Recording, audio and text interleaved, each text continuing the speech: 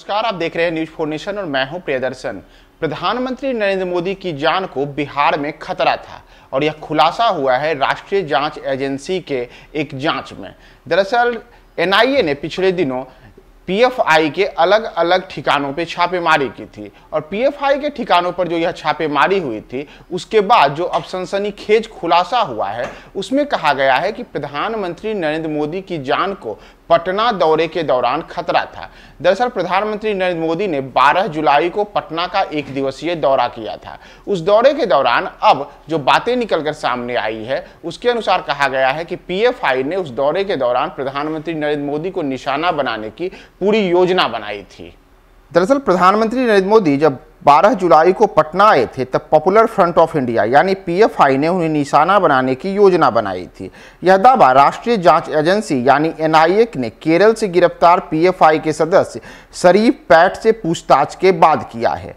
NIA ने इसी सप्ताह देश के 15 राज्यों में पीएफआई के ठिकानों पर छापेमारी की थी। इस दौरान कई लोगों को गिरफ्तार भी किया गया था। इसमें बिहार के पूर्णिया में भी छापेमारी हुई थी और वहां भी पीएफआई के ठिकानों से कुछ दस्तावेज बरामद किए गए थे।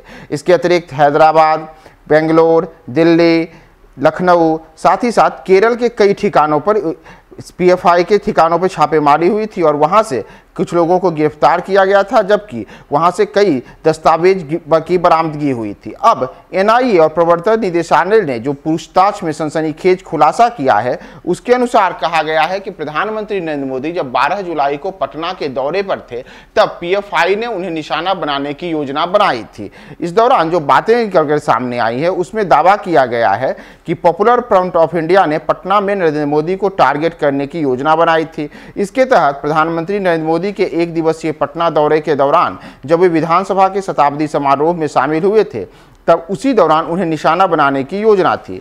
उनके पटना से जाने के बाद पटना के फुलवारी शरीफ में उस दौरान कुछ लोगों को गिरफ्तार किया गया था। वे सब पीएफआई के एक्टिविस्ट बताए गए थे। वहीं अब केरल से जो गिरफ्तारी हुई है उसमें जो पूछताछ में बात सामने आई है उसमें कहा गया है कि पीएफआई ने 12 जुलाई को पीएम मोदी को पटना में निशाना बनाने की तैयारी की थी, लेकिन अंत समय में यह पूरा का पूरा मसला बदल गया। इसके साथ ही यूपी में संवेदनशील जगहों पर और व्यक्तियों पर हमले शुरू करने के लिए आतंकवादी मॉड्यूल, घातक हथियार और विस्फोटकों को जमा करने की भी योजना थी। मीडिया रिपोर्ट्स में दावा किया गया है कि 12 जुलाई को प्रधानमंत्री नरेंद्र मोदी पटना दौरे के दौरान पीएफआई ने उन पर हमला करने के लिए एक ट्रेनिंग कैंप का भी आयोजन किया था।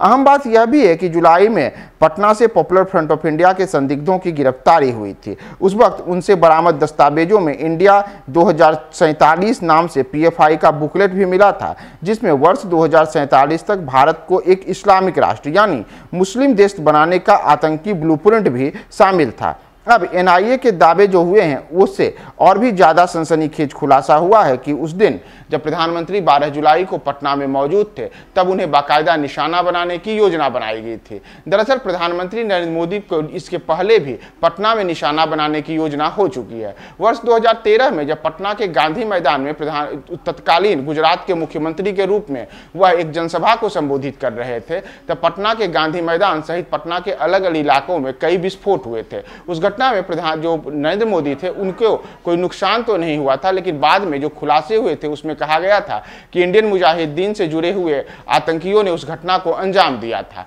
अब जो एक और सनसनीखेज खुलासा हुआ है उसमें कहा गया है कि प्रधानमंत्री नरेंद्र मोदी जब 12 जुलाई को पटना में थे तब उसी तरीके से उन्हें एक बार फिर से निशाना बनाने की योजना बनाई गई थी, लेकिन पीएफआई इसमें सफल नहीं रहा है।